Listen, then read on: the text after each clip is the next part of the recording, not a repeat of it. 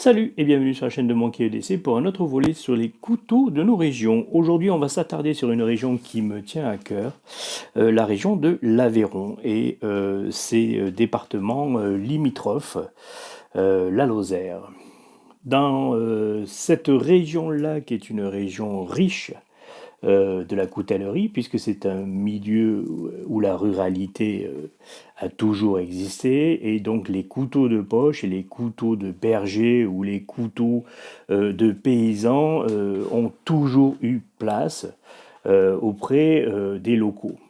On va retrouver, enfin je vous ai amené ici un exemple de quelques-uns des couteaux qu'on peut trouver dans cette partie-là de la France et dans ces départements limitrophes.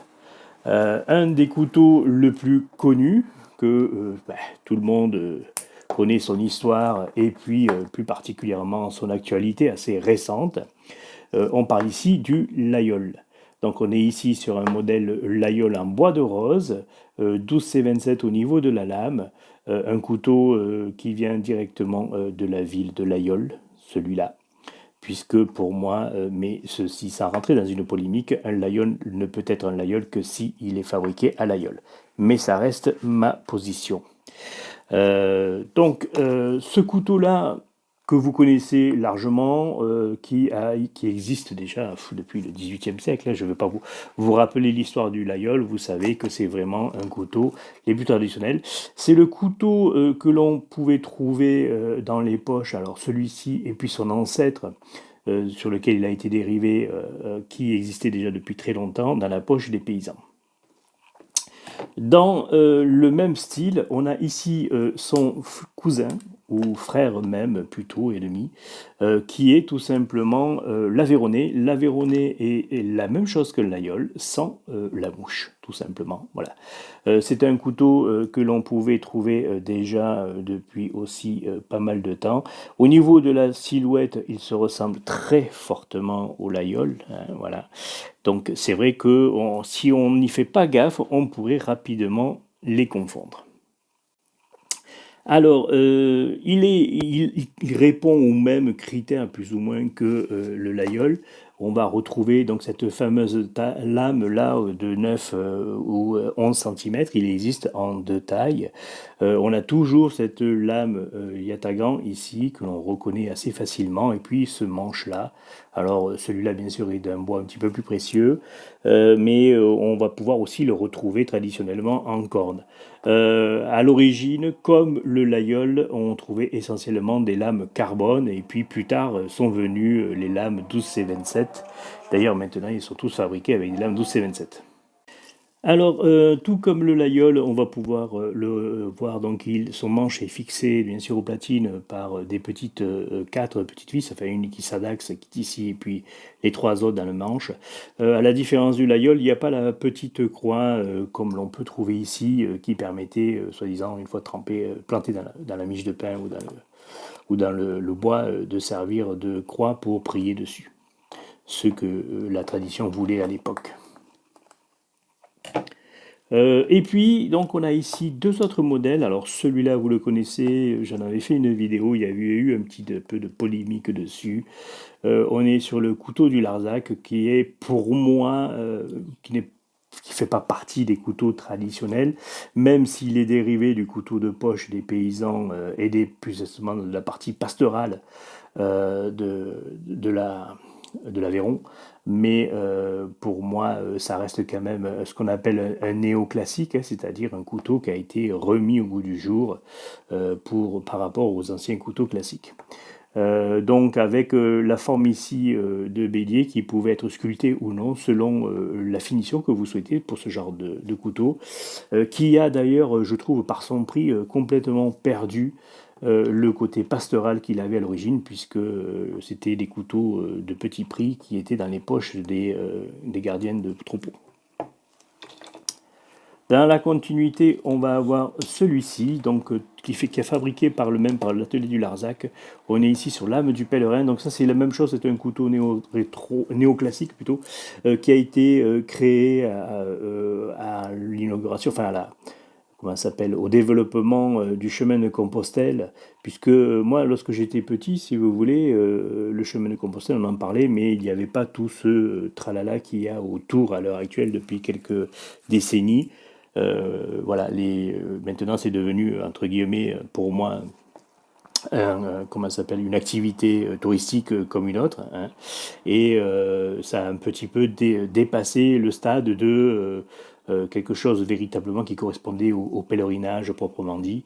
Mais cela, bien sûr, reste mon avis. Donc un couteau qui a été d'ici, on est ici sur l'âme du pèlerin, qui se veut un couteau vraiment rustique dans l'âme, hein. Alors le couteau est rustique, le prix ne l'est pas bien sûr, hein, puisqu'on est sur une 130 et quelques euros selon la finition. Là ici on est sur un manche à noyer, lame 12C27.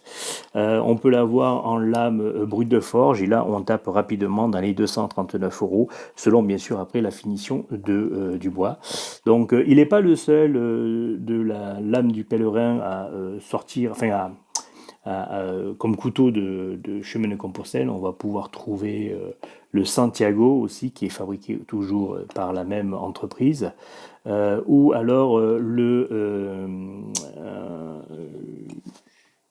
le Fidelis, voilà.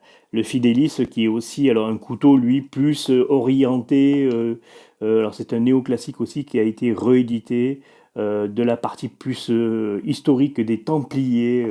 L'histoire des Templiers en Aveyron était très forte, hein, puisque les Templiers étaient très bien implantés en Aveyron. Beaucoup de villages portent le nom d'hospitalier. Donc c'était un haut lieu de la culture templière, l'Aveyron, et il en reste d'ailleurs beaucoup de vestiges. Quelques noms célèbres de villages en Aveyron, peut-être encore visités, sont très bien conservés. Donc le Fidelis, lui qui est plutôt un couteau, je n'ai pas là sous la main à vous montrer, mais qui est un couteau, une réédition du couteau moyenâgeux, voilà, avec un système de tirette à la palanquée là, pour pouvoir déverrouiller la lame. Et puisqu'on est toujours dans l'Aveyron et dans cette région qui m'est chère, on va parler d'un autre modèle enfin, pour moi, n'était pas nécessaire de pouvoir faire une vidéo proprement à lui tout seul. On est ici sur un couteau de la Maison Bastide, donc Maison Bastide qui est en Cévennes, donc comment ça, département limitrophe, enfin, zone géographique limitrophe à l'Aveyron. Donc les Cévennes avec l'édition de ce couteau que l'on peut aussi trouver, puisque c'est pour ça que je vous l'ai pris. Il ressemble très fortement à son cousin le Sauveterre. Sauveterre qui est un couteau qui a été réédité aussi il n'y a pas très longtemps, qui était un couteau ancien, qui est ressorti un petit peu au goût du jour. Donc ces couteaux sont typiques, reconnaissables, puisque vous avez le fameux bec de Corbin. Voilà, et généralement, il rentre dans cette famille plusieurs couteaux. Enfin, plusieurs couteaux ont cette ressemblance-là avec le couteau, avec celui-là, avec le sauveterre. Alors généralement, c'est une forme que l'on retrouve très facilement dans le Massif central, hein. Voilà, ce couteau avec ce type-là de lame, avec une mitre et puis ce manche en bois ou en corne avec la finition bec de Corbin, là, c'est assez typique de ce genre de couteau du Massif central, Cévennes, Lozère et toute cette chaîne montagneuse, et puis bien sûr de l'Aveyron. Toujours de la Maison Bastide, un autre modèle avec un système de verrouillage un peu particulier. Ça, c'est la même chose, c'est une réédition, enfin, c'est pas une réédition, c'est une création, voilà, d'un couteau qui s'appelle tout simplement le Lozérien. Voilà, on est ici sur un acier, je n'ai pas le petit, je crois, c'est du 440. C'est un vieux couteau. Il me suit déjà depuis l'âge de mes 18 ans, je crois que c'est, au tout début où la Maison Bastide avait repris la forge et l'atelier traditionnel de l'ancien coutelier du coin, dans le village de Pompidou, sur la corniche des Cévennes qu'on appelle. Voilà, et donc il a réédité, enfin il a sorti plutôt un modèle qui s'appelle l'Océrien, qui depuis existe aussi. Il a subi bien sûr une petite remise à jour. Voilà, avec bien sûr on a des matériaux un petit peu plus nobles, des choses comme ça. Jean-Luc de la chaîne Couteau avait montré le sien une fois aussi. Donc là, voilà, c'est un couteau que l'on va retrouver aussi maintenant. Alors ça fait pas partie des, enfin c'est un couteau régional, mais ça ne fait pas partie des anciens couteaux régionaux, comme l'on pouvait trouver avec le Laguiole ou l'Aveyronais ou des choses comme ça. Alors ces couteaux que je vous ai montrés là, bien sûr à part le Laguiole et ces deux-là, sont des couteaux qui sont maintenant fabriqués par Thiers, puisque Thiers a récupéré beaucoup des ateliers, comment ça s'appelle, des brevets et des choses comme ça pour pouvoir rééditer les couteaux, hein, voilà, et des maquettes. Ces deux couteaux, eux, là, sont fabriqués donc sur le petit atelier à Millau, en Aveyron. Ce sont des couteaux. Alors, moi, j'ai une préférence dans les deux avec celui-ci parce qu'il a un côté plus rustique, comment ça s'appelle, vraiment plus paysan, qui, moi, me parle plus que celui-ci qui, bon, j'en avais déjà parlé sur la vidéo, hein, qui, bon, peut être pris pour un Laguiole de luxe, entre guillemets. Mais bon, c'est vrai que celui-ci a un côté plus traditionnel. Même si la conception, il n'y a pas de système de blocage, ni rien du tout, la conception est vraiment très simple. Mais la forme, voilà, le côté voilà, plus rustique, plus brut, et il existe aussi un brut de forge au niveau de la lame, voilà, en fait pour moi quelque chose de beaucoup plus paysan, même si le prix ne l'est pas, non lui non plus. Puisqu'on est sur un couteau qui fait 139 € hein, dans ces eaux-là, et celui-là on était à 80 ou 90.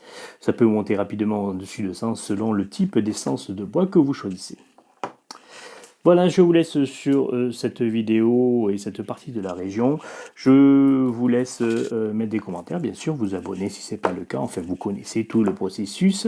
On parlera sur la prochaine vidéo d'une autre partie de la région de la France qui sera, comment ça s'appelle, dont certains connaissent déjà, mais qui a aussi une belle histoire en termes de coutellerie.